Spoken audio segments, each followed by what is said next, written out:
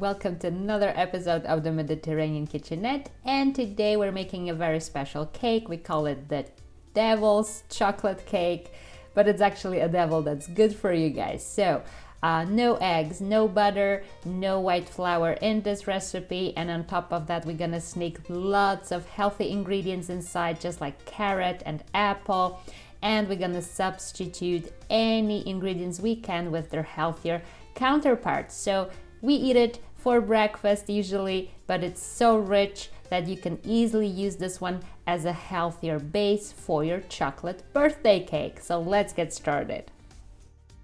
So first of all, we're gonna grate 5 medium-sized peeled carrots, just like that.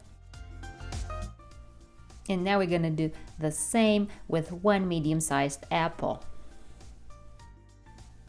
So first of all, we won't be using any white flour in this recipe, but we're gonna use wholemeal flour instead. So let's go ahead and add 3 full cups of wholemeal flour into a large bowl. And we find this old-fashioned method of cup measurement really handy here. So guys, we're gonna use this method, and we're gonna use the same cup to add 1 full cup of brown sugar.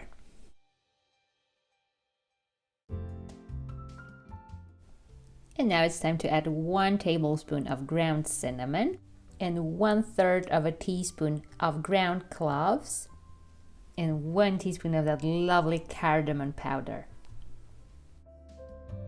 And we want to make sure that our cake's gonna rise to perfection, so we're gonna add 3 tablespoons of that baking powder, which is 1 whole package basically. Combining everything with a wooden spoon just to make sure that all the ingredients are evenly distributed.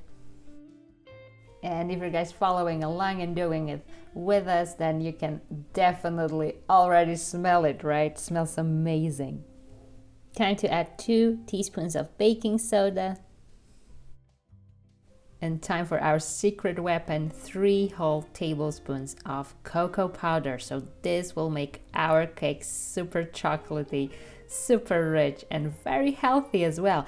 And guys, at the end, this cake will turn out to be a chocolate cake, right? No one will even notice the carrots and the apples inside. Let's combine it nicely. But wait, there's more, right? So now we're gonna add 3 tablespoons of those lovely black Corinthian raisins.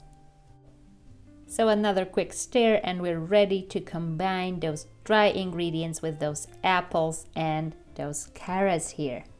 And to make our life easier, we're gonna use the same cup that we used for the flour, right guys? And we're gonna add half a cup of kefir, and kefir is a great source of probiotics. It's so healthy for your gut. It's a classic Blue Zones longevity healthy ingredient. So let's go ahead and add half cup inside. Plus, adding that kefir will also help to activate that baking soda. And finally, we're gonna add half a cup of that olive oil. And for those of you who don't have access to olive oil, you can always use sunflower oil instead. And because we used on purpose less sugar for that amount of dry and wet ingredient we have here, that's why we're gonna compensate that with a bit of nice thyme honey. Okay, so good quality honey is way better than sugar. So let's go ahead and add 2 whole tablespoons. And now the only thing you have to do is just give it a good stir, and I mean a really good one, right? So about 10 minutes of stirring with a wooden spoon or with your hands if you prefer. And at the end, the dough is gonna be quite humid and shiny, and once you see that it comes away from the sides of that bowl, then you know it's ready, guys. And guys, drop us a comment. Make sure to let us know, did anyone who tried this realize that there's actually carrots inside? I'm very curious to find out. Let us know, guys. Alright, and after the dough is ready, we already have prepared this medium-sized baking tray here, and we've lined it with parchment paper to make our life easier. It makes pulling out the cake, taking the cake out of the tray way easier at the end, because the only thing you have to do is just pull those edges, right? And let's make it nice and even, just like that. And it's time to preheat that oven to 180 degrees Celsius, which is 356 degrees Fahrenheit. And guys, we're gonna bake this for 1 hour. All right, it smells amazing. It's ready. And we're gonna flip it over. All right. And just like you guys see, this parchment paper is really handy here. We're just gonna pull that paper and detach it from the cake, just like that. And it's up to you if you want to leave it just like that and, you know, eat it for breakfast, a snack at work, etc., or if you want to make it fancier and serve it to your guests. So if you want to make it look a bit nicer, then of course you can do as we did here. We had some jam at home which we made the other day. It was made of mandarins.